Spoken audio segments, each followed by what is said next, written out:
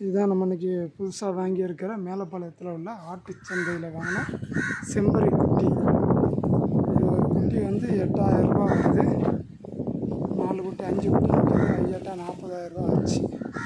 இன்றைக்கி வாங்கியிருக்கோம். எல்லா குட்டியுமே கொம்பு வந்துருக்கு கிட்டத்தில்.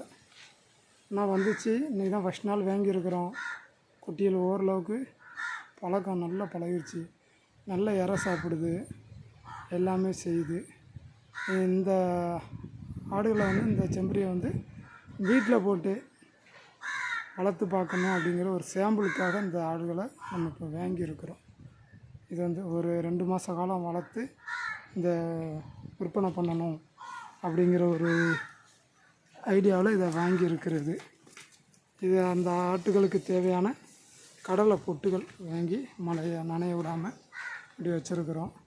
இது ஏற்கனவே நம்மகிட்ட இருக்கக்கூடிய ஆடுகள் வந்து வெள்ளாடு கிடக்கு, கொடியாடு கிடக்கு, நம்ம நாட்டு ஆடுகள் கிடக்கு. 2 ஆட்டுக்குள்ளே உண்டான இது துளுவு. இது இப்போ காட்டுக்கு போயிருக்கு, மாட்டு கூட போயிருக்கு. காட்டுக்கு போயிட்டு மத்தியானம் வரும். மத்தியானம் வந்து அதை பார்க்கலாம்.